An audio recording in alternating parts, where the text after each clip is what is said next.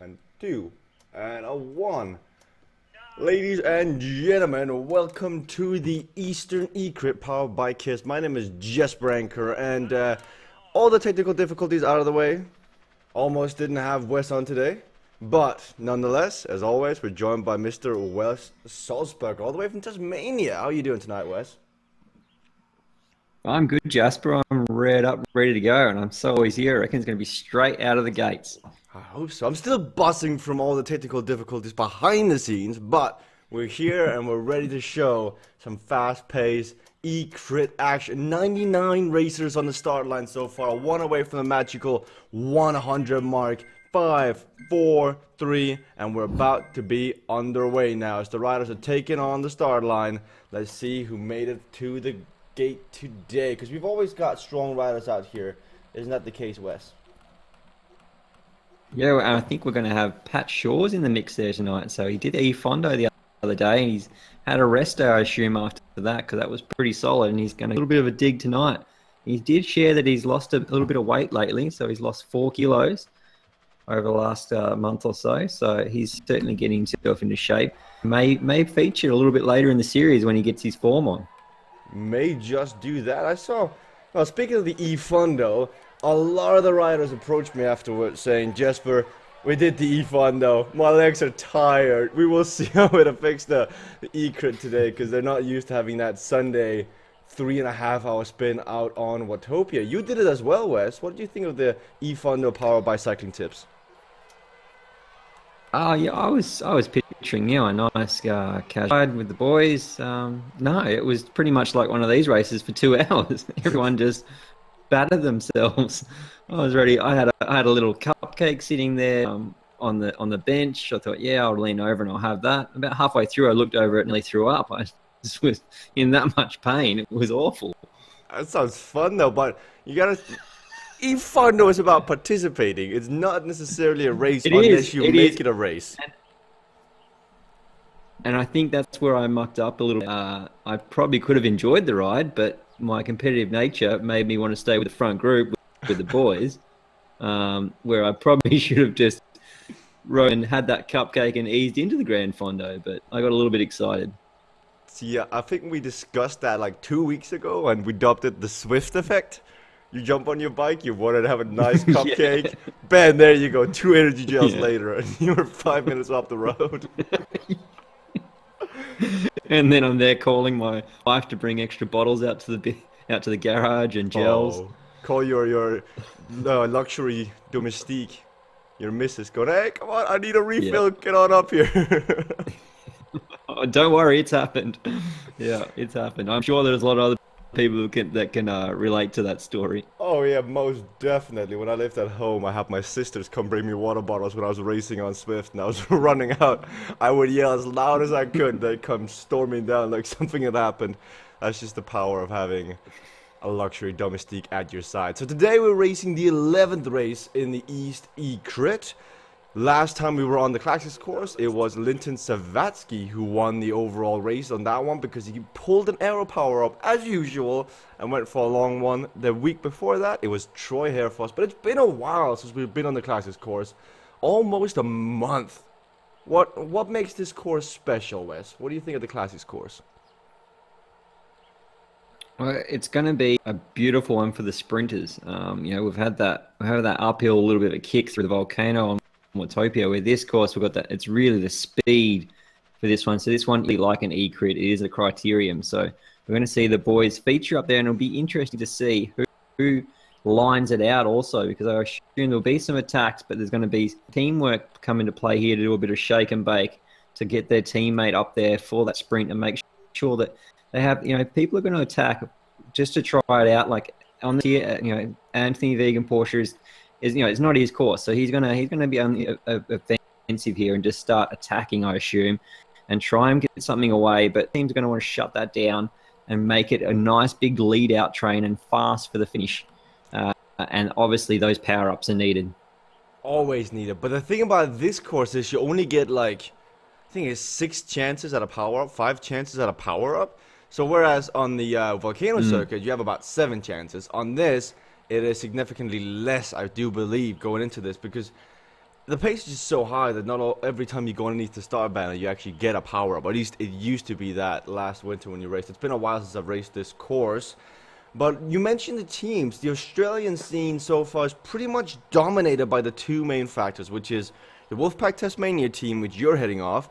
And then we got the other team at the other end of the spectrum, which is Aussie Hump Day Ride. In between, there's really not that many riders that are, you know, making up the numbers in teams. Obviously, we have Jeffrey and Anthony of Vision. You got... That's about it. I can't really... Can you name a fourth team in the Australian scene? Not really. No. Otherwise, it's just really... We've got a lot of strong individuals. You know, you got like Ben Hill. And we saw Jay Dutton, you know, attack at the end, at the end of the last crit and try and stay away. So we've got all of these other individuals here who've got some firepower and are not afraid to get out there. And it looks like we've got someone going out here straight away and see if they can get a little move going early on. It's Anthony Vegan Porsche who's gone off the front at 2 seconds, but this is him just utilizing the fact that he weighs in at like 62 kilos, 61 kilos. So when he hits that climb, he kicks it up to 8-9 watts per kilo, and he's got a small gap, but right now he's actually sustaining it at 5 to 6 watts per kilo. This is a statement from Anthony Vegan Porsche. Maybe he's found diamonds today and he's sticking with it now, but back in the pack, we've got, it seems to be... It's a 1S. I thought that was a 15. It could have been a 15-year-old kid chasing down Anthony Vegan Porsche out of China, but doesn't seem to be the case in this one. Yeah, and Anthony, yeah, he's come off some racing as well locally. He finished third in his local race the following weekend before. Yeah, he wants to dust out those cobwebs off the legs and just show his form, and hopefully that someone will go across. Pat Shaw has made the way to the front as well. I remember some banter going on after last week's race over on Twitter, where it was you, Pat, Troy, and a few others as well, including Nazi, who couldn't make it last week due to other commitments, but it looks like he's in the pack this day. But Pat Shaw in the group, it's good to see him get more and more involved. You said he lost some weight. How afraid should they be of a fit and ready to fight Pat Shaw? Yeah, well, Pat Shaw, yeah, he's very strong rider. If he gets into form, which it looks like he's starting to ride himself into form for this series, and knowing Pat, you know, he's come along here, he's not going to do things half-hearted. He's going to start nailing down for this series. So I reckon we'll see Pat feature, and he'll be certainly someone up there to try and beat. He has got a strong kick on him also. He does. He used to race, or he's still involved, I do believe, in ISO Avanti cycling down under, but he is a formerly retired, or he's a retired cyclist now, and now he's taking his efforts indoor as Fixie Joel is at the front of the affairs right now, putting down the hurt with Nazi, the firefighter. Now, this is WP Taz with an organized move, it looks like, at the front, with Fixie and Nazi both sitting at 6 to 7 watts per kilos, going underneath that start-finish battle. What's going on, Coach? Sorry, I just come back there. I've just dropped out for a sec. Now I'm back. We've got Nazi at 8 watts per kilogram. He was set up by Fixie Joel, got it underneath the banner, and now Nazi's trying to break out things. He did make a statement last week saying that he was going to get back in this week stronger than ever, and fireworks are going to fly as Damien Hassan and Nazi are going into the break. And Nazi was only just knocked off 1 hour from his shift at the fire brigade. So it was touch and go whether he was going to make it if he got held back. So he's obviously made it, and he's making the most of it, going out on the offensive, having a nice dig here. He is. He's on to the attack. But one thing we learned about Tasmania, you've got to be careful about the internet down under, as we saw last week in the eCrit. It is a dangerous place to live as storms rage and the internet cuts out sometimes. Yeah, we did have that a couple of times, so hopefully we don't have any of that tonight. So I think there's no bad weather and it's clear skies down here, so we're all good tonight for the Wolfpack boys. All good for the Wolfpack boys. So we got Sean Whitfield, who made his debut last week, I do believe, and he was fairly noted due to his accelerant heart rate, sitting at 230, 240 beats per minute. And this week, he's in the breakaway. Damien Hassan, Pat Shaw, and Sean Whitfield, with Oliver Jones from New Zealand, who has been making a bigger and better impression every week, is trying to bridge across here. This is a strong breakaway, Wes. Yeah, it is. Down to the chasing group. Nobody has taken up initiative at the front down in the pack. This could be the definitive move of the stage so far. In the pack, nobody is chasing. You've got Fixie Joe up there. I mean, what's WP Task going to do now? Because they actually missed this break. Yeah, and I guess this will probably be the first break they've missed. So we'll have to see some fireworks or some sort of reaction from the Wolfpack crew because they've missed this one out. You know, cycling is so brutal. You saw WP Task. They've been the instigators. They've been doing most of the work for the first 8 kilometers of this race. 1 second, just one moment, they get caught sleeping and they don't make the break. Imagine if they had Nazi or Akrabi or even Dunn in that breakaway. They would have to do no pacing for the rest of the stage, which, by the way, is 43 kilometers long today. But instead, now they got caught on the back foot. It looks to be Aussie Hump Day ride at the front together with the 2 Chinese riders who are setting the pace here in the Australian eCrit.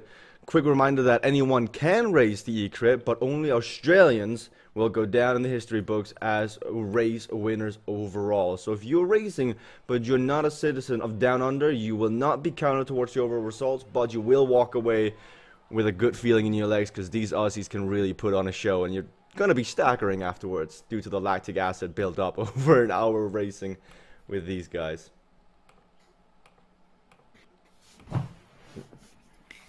Now we've got Anthony Vegan Porsche at the front. Jeffrey Keel. Jeffrey has changed his focus to race the Western eCrit, which happens in 2 hours later. But it looks like he's jumped in to get a nice warm-up here in the Eastern eCrit and try to help out Anthony where he can. And this is just about the time where he actually needs a teammate because Hassan, Jones, Shaw, and Whitfield on the front, 4-second gap, and they're not holding up as we're 1-4 through the way. Are they going to work together all the way to the finish line, or are they going to start pulling punches now, Wes? Well, yeah, they're going to have to start working together here. They're doing the old attacking here and not working well here together. You think that they're trying and establish this break by working together. The group's going to catch up behind. They're almost all back together. Gruppo compacto. I think that we'll see some fireworks, hope now a counterattack over the top from some of the other riders. Okay, while this is going on, I did just hear from my producer in my ear that we've got a few questions coming in. One of the main questions is, what is this game? What are we watching right now? And it's called Zwift, which is a online destination for fitness. These guys you're watching, they're not using a controller to race. This is not a virtual game like that. They've actually got their own bike hooked up to an indoor trainer, like a spin center, where they can then race online versus other people. So imagine you have your bike, you hook it up to a stationary trainer, which is essentially taking out the back wheel, putting your bike on this machine, which functions like a back wheel, like a rowing machine, and then you can jump on, hook it up to the internet, and bam, you're online. So we're watching Australians right now duke it out in their own racing league, where in September, whoever done the best over this long period of time will get invited to a live racing finale where they will line up next to each other and race it off. Whereas right now, everyone is racing from the comfort of their home. And this is just the whole flexibility of having something like this, is that cyclists, we love to be on every day. As Coach Wes, who is joining me right now, who's raced the Tour de France, he will know that a day off the bike is not very good for any cyclist. You've got to keep up form every day, and that's what Zwift allows you to do. You can come home from work at 7 o'clock, or when you're done at the at the fire brigade like Nazi, jump on Zwift, get an hour workout in, and go home or get to bed or whatever. That is what Zwift is. If you want to try it out, head over to Zwift.com, spelled like this, and try your free trial today. It's quite simple, and even ex-pros like Wes can get a good workout on Zwift later on, wouldn't you say, Wes? Yeah, definitely get a good workout, and it's a great training tool. That's why a lot of people are picking it up. Also for the community feel, and it's a great training tool on top of that as well. So certainly makes for a great workout. Events like this really push you to that racing. It's exactly like that racing scene that you have, but you're indoor in your garage, wherever you're set up, and you're just absolutely punching it out against your ergo, and your little avatar just starts to move and you hope that that little avatar is going to go over that finish line first. So it is a competition here, and the races certainly know that, and that's what really G's everyone up. Definitely. And the thing about it is, it works. Like, it honestly does work racing on Zwift. Steve Cummings is testament to that. Just won the National Road Race Championship and Time Trial Championships in Britain this weekend, where he's been out with a bad injury. He spent all his time indoor on the ergo, on Zwift, doing 2 to 3 a day sessions on Zwift, trying to get back into form, and bam, he beat out the competition like there's no tomorrow. You look at Matthew Heyman, he won Paris-Roubaix.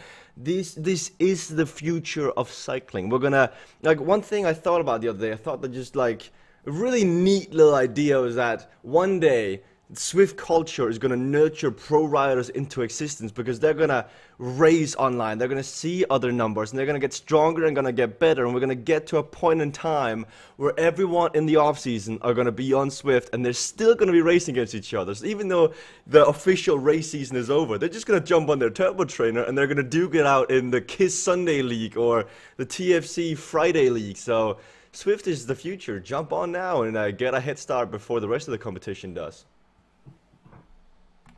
Yeah, it's like I said, great training tool, and I've used it myself last year before going into races.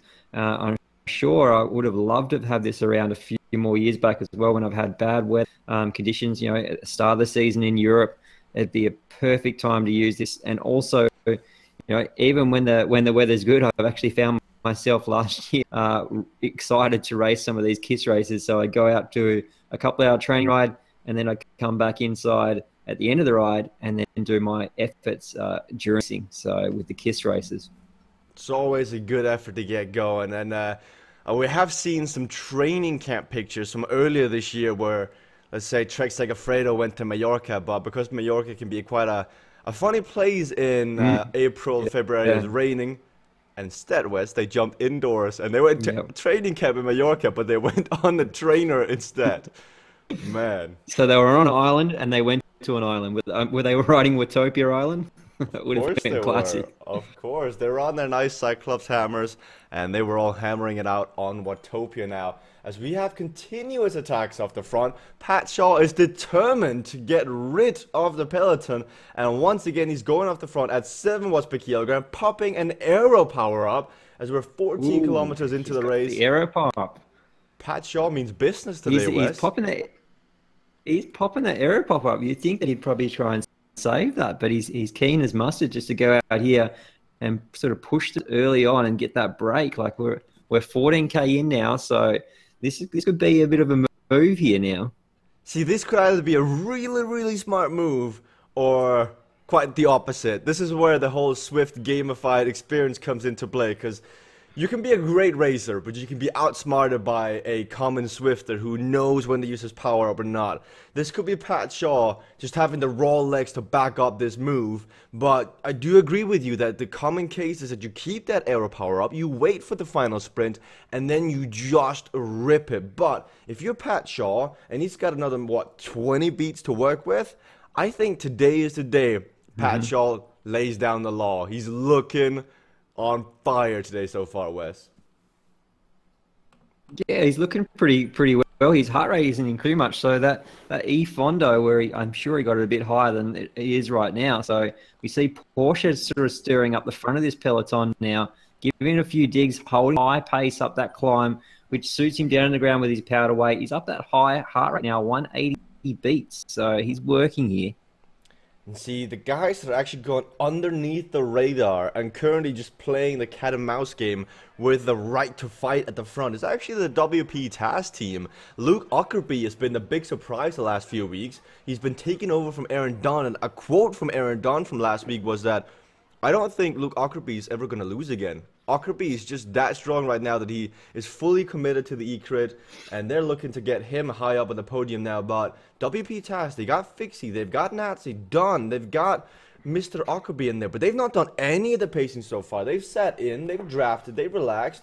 Meanwhile, on the front, you've got Pat Shaw going into the breakaway. You've got Anthony Vegan Porsche burning matches left, right, and center. Even Linton Savatsky, the massive sprinter, has gone to the front now. So Smart move by WP Task, but we'll see if it pays off now. So we're 15 kilometers into the 43-kilometer long race. Yeah, and they come around that sweeper here and back along to the finish straight here, and all sort of bunching up, sort of looking at each other here, whether what they're going to do here, because the Wolfpack Taz boys are playing a bit of poker here, and it's interesting to see whether anyone else is going to get a little bit nervous and start to light and try and push away with a breakaway, or actually just start to bridge that gap down and start chasing it back. Shaw is going to be in a world of pain right now because he's in the breakaway. He's in a solo breakaway. He dropped his breakaway companion, and now it's just Pat Shaw out in the front, 8 seconds ahead of the chasing group behind. But we've got another attack now. It's Wes's Wheels. It looks like we have a fan out there, Wes, who's gone on to the attack now. It is G. Watson, maybe an acquaintance of yours, G. Watson? G. Watson, yeah, he's out there and he's repping me, so that's great. I've got someone repping me. Punch, because my legs weren't too good in that E-Fondo, so I'm hoping that my Wes's Wheels are on fire tonight. Wow, he's in the breakaway and he's caught up to Pat Shaw, and now Pat Shaw has got a partner to work with. He's got a partner in crime. This is the perfect situation for Pat, sitting at 375 watts right now. This is what a national, what's the series called down in Australia? The National Racing Series? Sorry, for the NRS series, yes. The National Road Series, yeah. And that's National what Pat Shaw has won, I do believe. Correct me if I'm wrong, but these are the numbers you can put out if you're at that level of competition. Pat Shaw and Mr. Wes's Wheels off the front, 17 kilometers in. The gap is 10 seconds. 10 seconds, and that's a fair gap here, that 10-second gap. And like I said, we don't have too many teams here. We've only really got the Wolfpack, and then we've got in the Vision team, and then it's the Aussie Hump Day guys. So there's, like I said, there's a lot of individuals here. It looks like actually we've got, who's on the front there? The Fixie Joel was look like work now. So they see a little bit of panic there now. They're going to start to reel this break back in, because that 10 seconds is a fair gap on this sort of course. So they don't want to let that extend out to that seconds. Otherwise, it could be curtains. 10 seconds is night and day. It's so much on Zwift. It's very difficult to reel in 10 seconds due to the raw power at the front. But now Nazi is also coming to the front and taking turns with Fixie. So this is WP Task now deciding they're going to try and catch Shaw and Wes's Wheels as they're out in the front. We've got Ben Hill here in as well. He's been looking stronger and stronger. It's worth mentioning Oliver Jones. Oliver Jones has done really well recently. I believe he's about 23 years of age, but he's from New Zealand. And this is the Australian eCrit. So every race he races, unfortunately, he doesn't go down in the official results. But being from New Zealand, I just got to give him a quick shout out, because he's been really going strong. And if he'd been born on the other side of the pond, he would have been eligible for results, for points in this cap.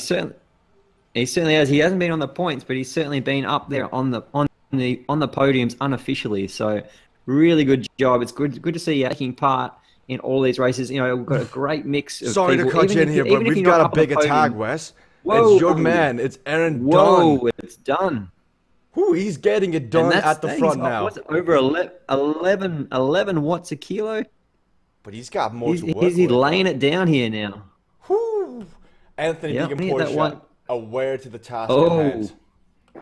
Yep, straight onto it. So he sees and Anthony Deacon-Porsche, you know, obviously he's not going to probably roll Dunn. He's just thinking about those points. So if he can get away here, and he knows that Dunn will work with him, and he's quite a strong rider, then this could really try to mix it up with the other guys here, having to sort of look around who's going to work. This is a brilliant move by Dunn, by the way, because they put two riders to the front. They were starting to tire out. They brought the gap within reach, and then Dunn bridged across. Now the question is, are they going to work with Aaron Dunn? Because Aaron Dunn is the current overall leader in the standings by a substantial margin. If you're Shaw, if you're Watson, do you work with Dunn? Because he's essentially that dumbbell just hanging around your legs. Instead, are you going to wait up and let the rest of the pack come back and nullify the attack? Or are you going to keep going? What would you do, Wes? If I was there, yeah, I would be thinking about keeping that pace rolling. I wouldn't be doing more than I had to. If I wasn't confident in beating the strongest rider there, then I'd be certainly looking after my legs. If I otherwise, I would keep it rolling. Think about maybe attacking later on when it gets to that pointy end of the race. Well, fun fact for you, Aaron Dunn, I do believe, has the fastest sprint on this course out of the eCrit racers. Last few times we've been on the Classics course, it's come down to a sprint, and the fastest we've seen is a 9:28 from Aaron Dunn. A 9:28 on the London Mall sprint. If you are Pat Shaw, if you are G. Watson, you cannot bring Aaron Dunn to the sprint. This man has got an engine and he knows this course like the back of his hand. You've got to play your cards right, and that looks like is exactly what they're doing as they're easing it up on the front. And we've got Grupo Compactos. Everything is now back together down the peloton. We're heading up Trafalgar Square, and it's Oliver Jones on the front.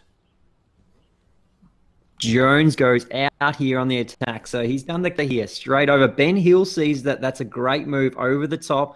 And it looks like everyone's scrambling on the back. They are. Ben Hill near in the front.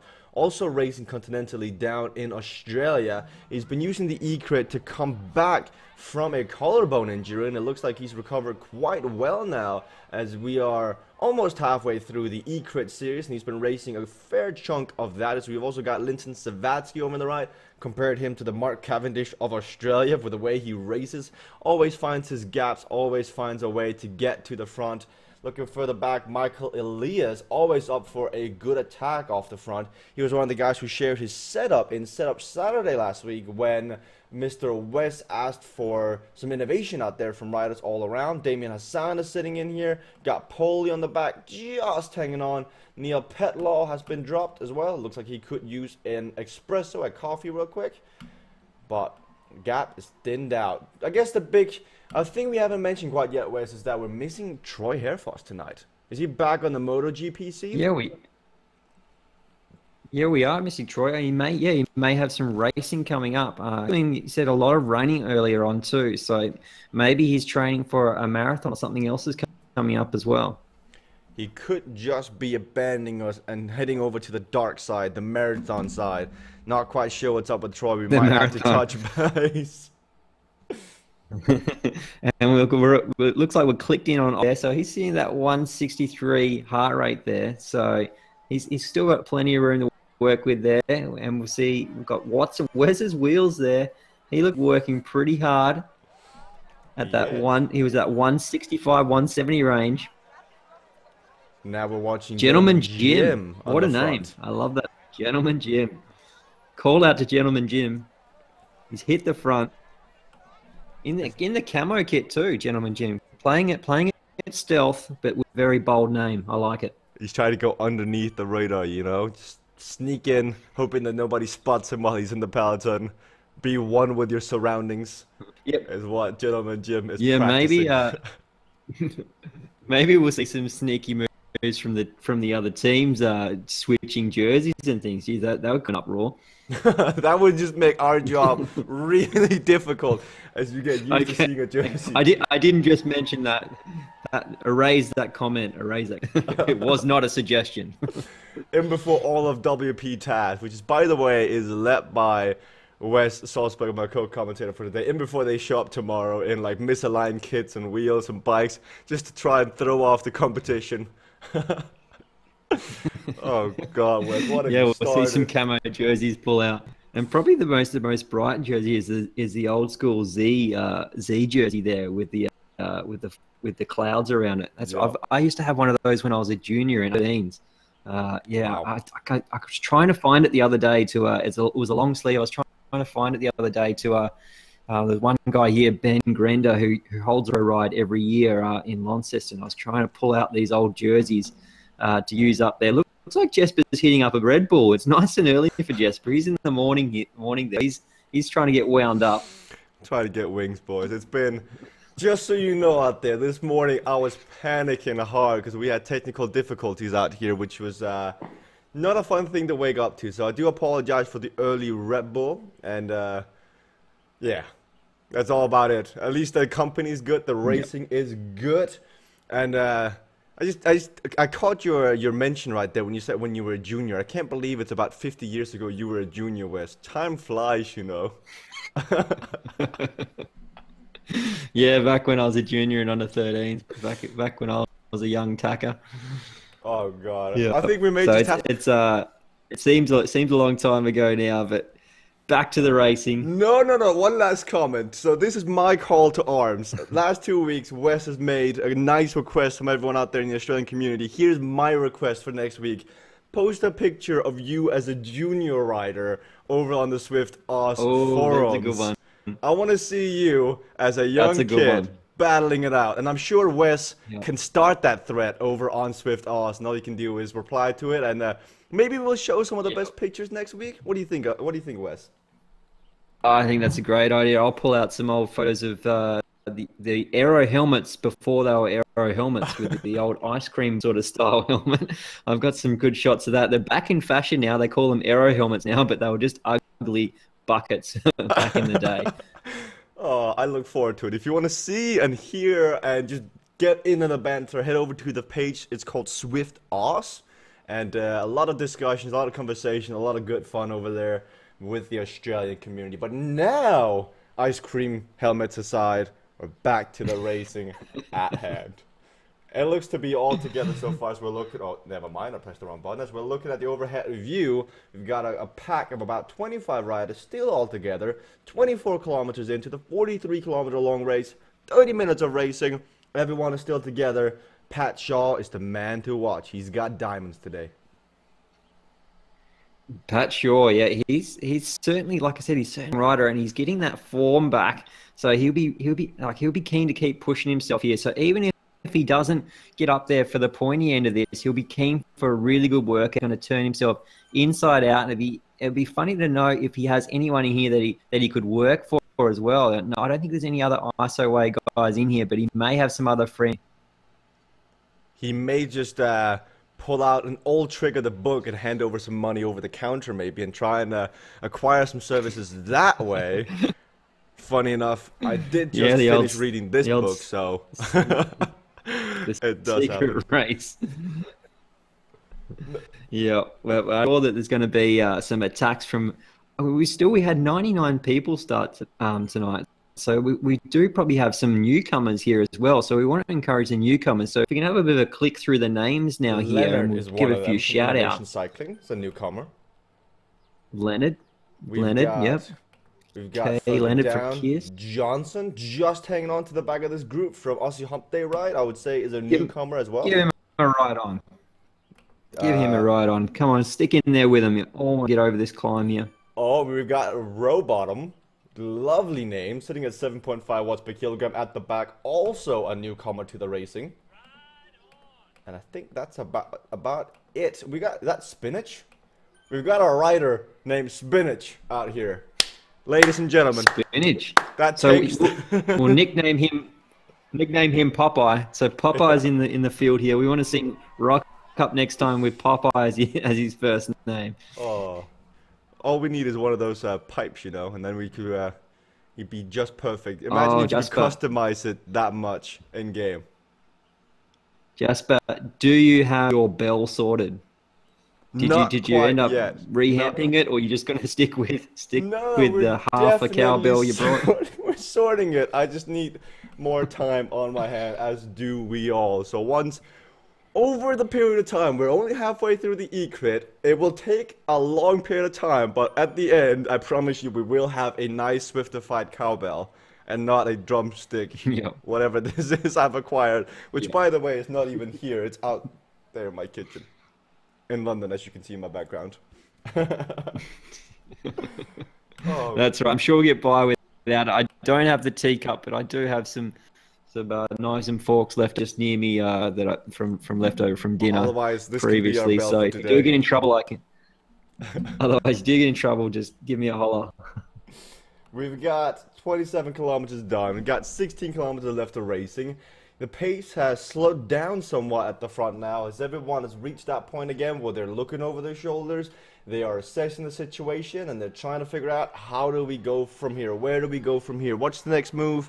Who to watch, who to follow, and who to try and soften up their legs.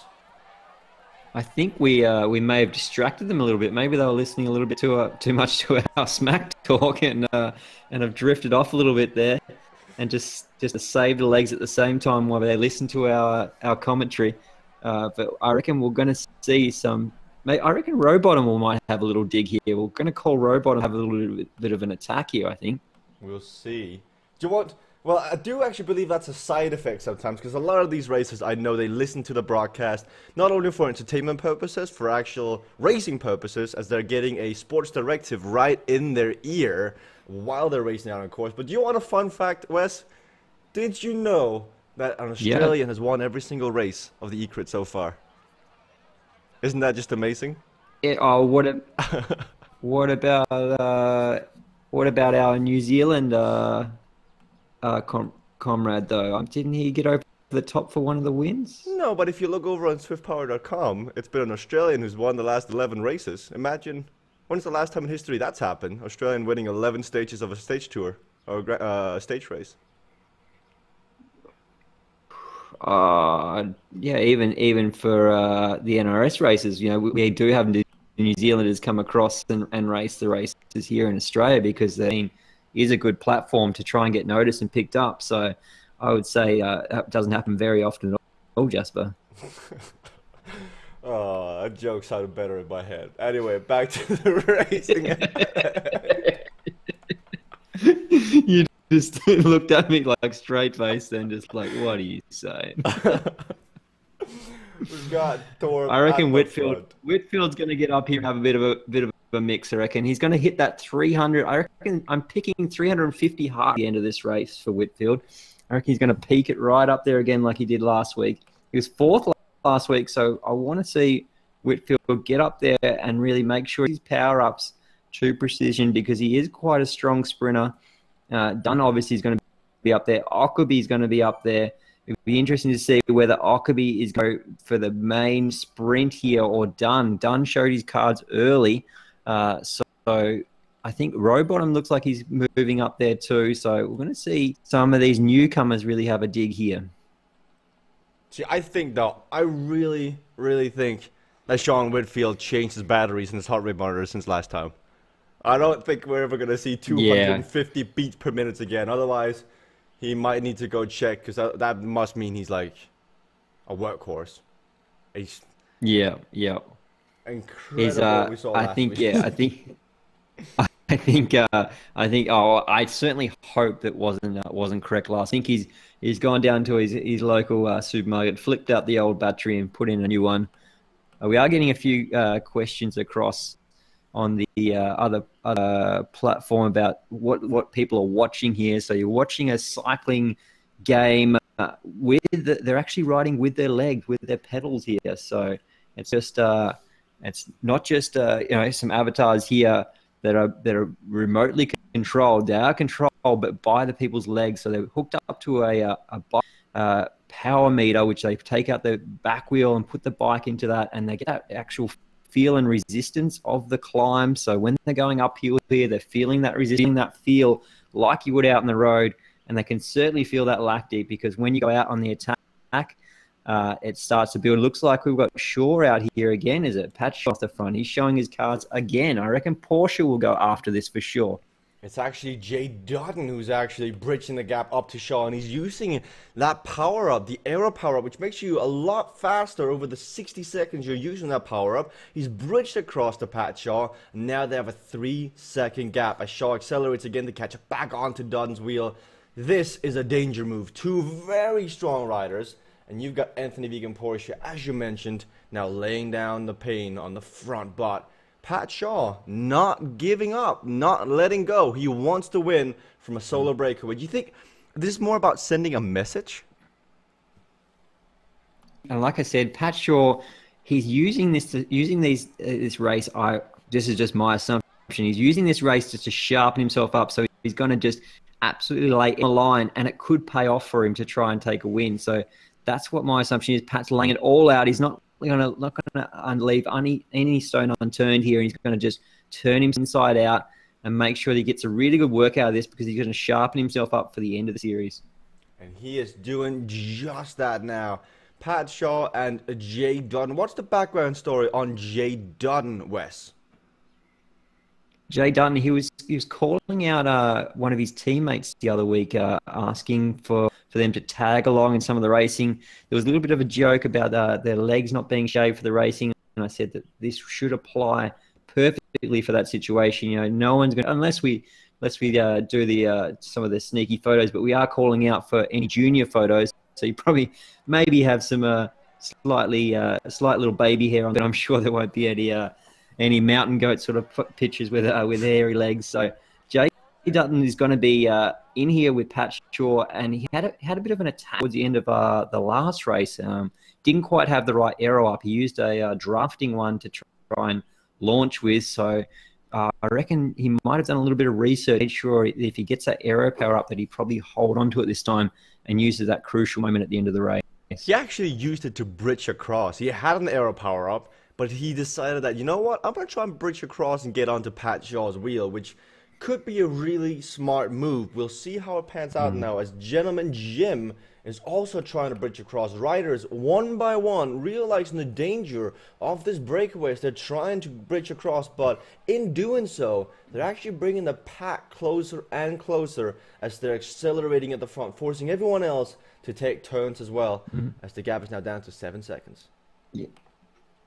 Yeah, like you said earlier, isn't that team sort of based there? But when those individuals start racing to try and bridge those gaps with those 1-2 sort of attacks and moves, it does start to create a little bit of a channeling effect for the bunch to sort of come up closer to everyone, just making that a little bit harder for those riders like Dutton here to stay away. We looks like we're riding through a green jersey back there. Must be somewhat. I must be a fan of green there. It must be an Irish team. I'm not sure. It must be a Grand Fondo on as well. Could be Green Edge. Just saying. Green Edge. Yeah, I think it was Green Edge training camp. Now West on wheels. The next rider realized the danger, going off the front and trying to bridge across now, as we've got 10 kilometers to go in the 11th race of the Eastern eCrit series. 20 points up for grab for whoever crosses the finish line first. And Watson is trying to bridge across. Is this Graham Watson? No way. Really? Let's confirm that thanks to our good friend SwiftPower.com, which got live updates on the fly as we're going to try and figure out Mr. Watson on the front. We got G. Watson heading him up over on SwiftPower.com. It looks like he's raced twice so far. It is Greg Watson, who's got an FTP of 340 watts, which equals about 4.9 watts per kilo. Strong rider to keep an eye out on. And it looks like the bunch that we just went past was the Aussie Hump Day event for the ladies. Just got a message in, yes, from Ben Simpson actually, said that that was the Aussie Ladies Hump Day ride. So they're having a bit of a pedal out there, and maybe I reckon Ben Simpson's wife would probably be riding that right now. So. But will she be on her own bike, or will she be on Ben's bike is the question when she's riding the Aussie Hump Day ride. Yeah, that is the question. I reckon I'd probably most likely be on Ben's bike, I reckon, because he'd probably have it fine-tuned and ready to go. So Ben is going to be racing the Western eCrit, I do believe, later on today. He's trying to get redemption from last week's bit of a cock-up near the finish line on the counterclockwise Volcano circuit. So keep an eye on that over on Zwift Community Live, which is where we'll be live streaming the Western race in about an hour or so. But before we do that, we've got to round up the finish here in the Eastern eCrit, which is heating up now. So we're 35 kilometers in, 8 kilometers to go. Once they go underneath that finish line banner next time, that will be the final lap ring gonna be rung, and it's gonna be magnificent, as we're gonna have to scramble for props around our properties, try to find something to ring as we go underneath that finish banner. I've got a glass and that. I've got a glass and cutlery. If we can bang on that. Scrambling. And that was a confirmation there that Ben Simpson, his bike is on the trainer and set up, and his wife is riding his bike. So he's got it all dialed and ready, and I'm sure he's got his water bottles there and everything ready to go for when she jumps off, and he's going to jump on at 9 o'clock for the Western E Series. There you go. Families that Zwift together stay together. That's it, ladies and gentlemen. Pat Shaw Yeah, on the that's front. it. 6 watts per kilo. Pat Shaw, so Pat's looks like he's still got a fair bit of there at 162 beats, so he's just sitting in there pretty. And it looks like that gap is almost Grupo Compacto, as you would say again. It's thanks to Luke Ockerby's Ockerby's efforts on the front here. Yeah, Luke Ockerby looks like he's shown his cards here a little bit and bridged that final bit of the gap there down. It could be that they're showing their cards and they're going for Aaron Dunn instead. Maybe it's Ockerby paying back Aaron for some of the work he's done the last few days when he's been on that volcano circuit, which does suit Ockerby slightly better as they've got that hard incline heading into the finish line. But that will be none of it today. Today's finish line is purely flat with an almost negative gradient going into the finish line where the raw power numbers matter even more, and that's where Aaron Dunn's massive muscles, massive legs can come into play. Maybe that's who they're setting up today, but it looks like it has come back together. Jay Dodden, last of the breakaway to be caught now, as they are going to head left in a second. They're going to see Big Ben head up Trafalgar Square, which is 200 meters at about 6%, and then fireworks are going to go off. We've got some little bit of mishap here. Inside information on the Wolfpack group. Nadzie had lost power, and so had Fixie Joel. So they had power dropouts or some sort of situation happen. So that's probably why we had to see Ockerby had to close that gap. He probably would have used teammates there, I reckon, but he's had to use his own legs there to close that gap. Oof. Not good for WP task, but sometimes happens, especially if you're from Tasmania for some odd reason. But Jay Dunn off the front now with the aero power up once again. The second aero power up in a row. 2 laps, 2 aero power ups. This man should go out and buy a lottery ticket. 5.5 watts in the front, trying to get away. Jay Dunn is having none of this, and he is about to show his mountain legs as he's climbing up Trafalgar Square. But down the pack, it is none other than Anthony Vegan Porsche doing the pacing. Anthony Vegan Porsche is doing the pacing, or is he? Oh, it looks like Aussie Hump Day is going over the top here. Who's going over the top there? I can't quite make out that name. Mr. Damien Damo. Hassan. There we go. Yep. So Damo's been pretty active in this series and showing up each week. So it's great that we've got these numbers that just keep coming back and back, and like 99 starters tonight. So I reckon hopefully we'll increase 100 rider mark, and that will certainly open people up and inspire them to keep racing this series. We're certainly not done yet. We'll wrap up on the 19th of September, the day before the championships in Melbourne. So it's going to be a huge event, and that's what these riders are racing for. They're racing for those points, trying to keep up there on that series or move up into that. And everyone has a different goal here, but at the end of the day, it is very, very fun racing. But it's not only 99 starters, it's 99 competitive starters. 100 riders from Australia at the very top of affairs in the eCrit week on and week in. It's just impressive to see that many strong riders down under showing off on Zwift now. But we've reached that point in the broadcast, Wes. You need to pick your winning horse. You've got to pick the lottery numbers. Who do you go with? I'm going to go a real stealth dark horse. I'm going to go Gentleman Jim in the camo kit. I love that pick. What's the reason for Mr. Special Forces? Oh, well, he's been up there around the front. I want to see Gentleman Jim have a good bold move here and try and go away with something here. Someone's probably going to attack, and I'd love to see Gentleman Jim jump with that and really lay it on the line and see whether he can take out. I like it. I like it a lot. Going for the outsider, going for Gentleman Jim. I've got to support the strongest man of the day. He may not be racing with his brain, but he's definitely racing with his legs. It is Pat Shaw, who has consistently gone onto the attack, and he's definitely won the hearts of many fans out there, including myself today. So he's been laying out everything he's got on the road, and I think he's saving up for one last explosion, one last effort, going up that false flat into the Big Ben turn. And I think we'll see Pat Shaw go onto the attack. If it's not Pat Shaw, I'm going to double down and just give a quick mention to Linton Savatsky, who without a doubt is saving an aero power up right now and is starting to lick, You know, he's starting to throw off a tiny bit because he can feel that sprint coming up. He's starting to get ready, and he's revving up that engine with 1 lap to go, Mr. Wes. 1 lap to go. Do we One lap have to a go. Did we bell? get the bell there? Nope. Well, I've got something here, a makeshift sort of one we can use. Okay, let's hear it. Surprisingly good, ladies and gentlemen.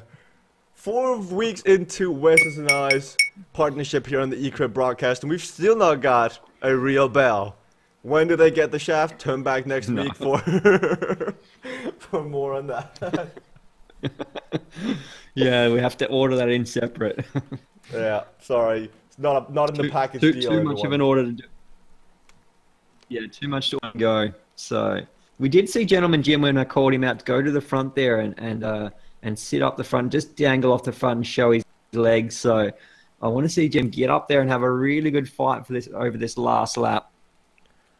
See, I think that might just be like a breath of fresh air once you hear your name being called out as a almost a pre-race favorite. That might just freshen up your legs a tiny bit more, give you 10% extra to fire once you get into the pointy end of the affairs, which we've got 3 kilometers left now. 3 kilometers left. They're going to turn around now, and the pace is going to go through the roof in a second as we've got all the big guns here, all the big men, but they're going to be sprinters and they're going to be rollers. The rollers have got to try and split it up now. We all know who they are. They all know who they are, and it's going to come down to some efforts now.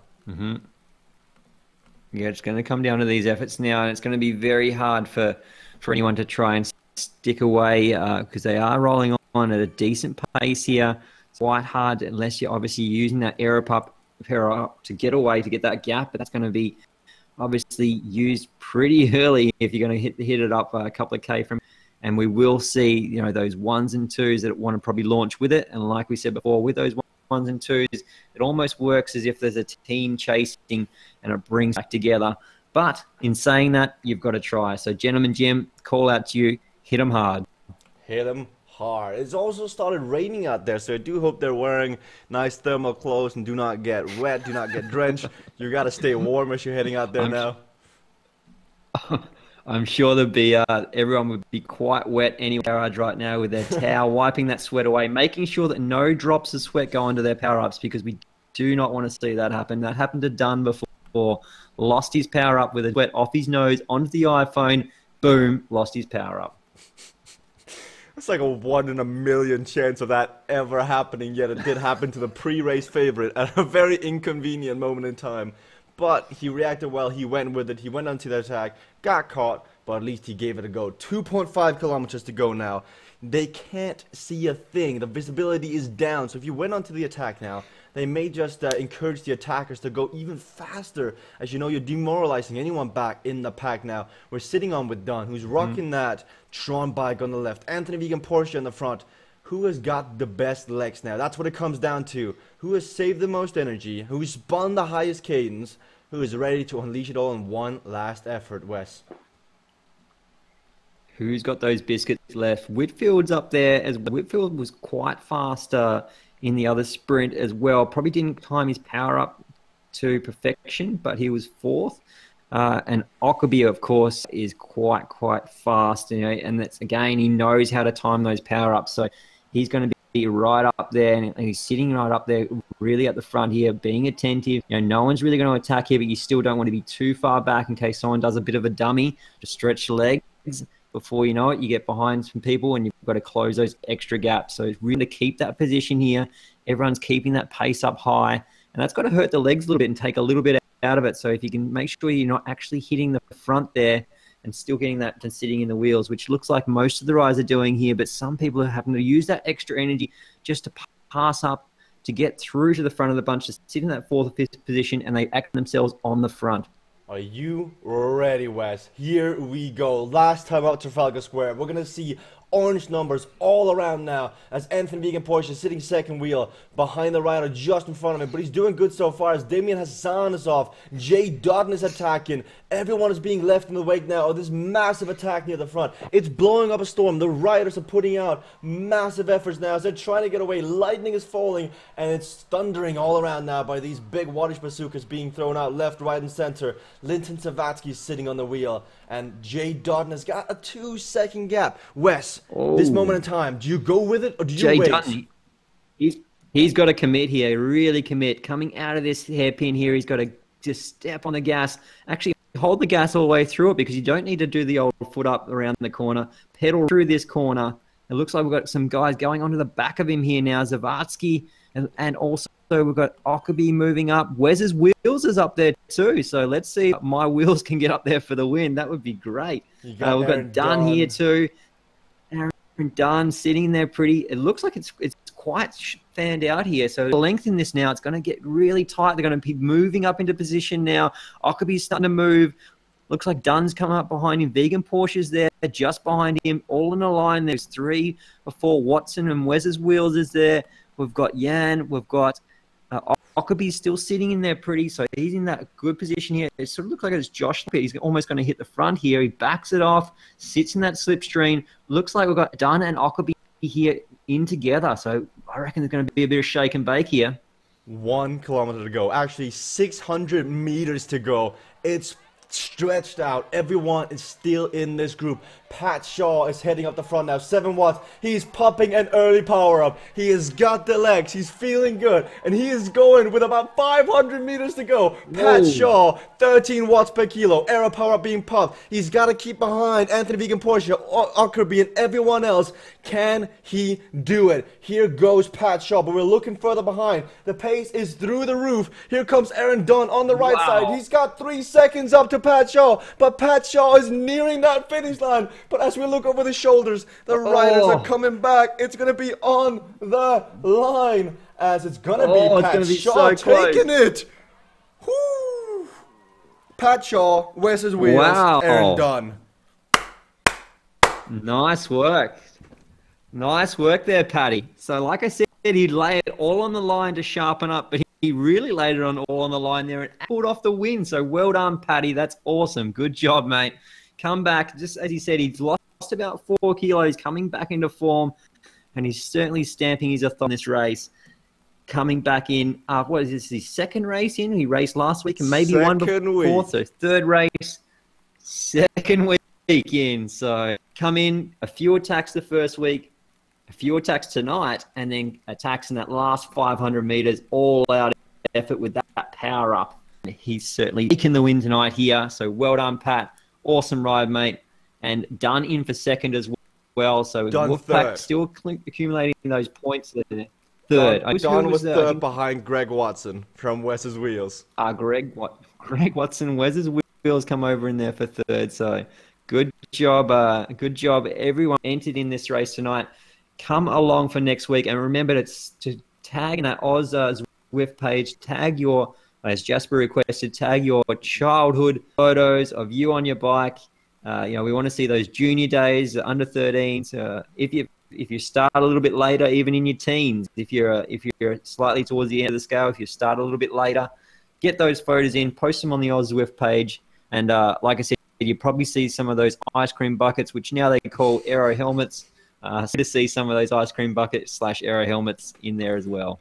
On that note, ladies and gentlemen, thank you so much for tuning in. And if you want to enjoy more of this broadcasting, click that like button below. If you want to enjoy more of Wes's knowledge, head over to En Route Coaching right here on Facebook, as he is sharing some of that knowledge in a more intimate one-to-one basis as a coach. And all just from everyone here at Zwift and Zwift Community Live, thank you so much to all the racers, the viewers, and the people organizing this. We're going to see you in an hour over on Zwift Community Live. Ladies and gentlemen, good night.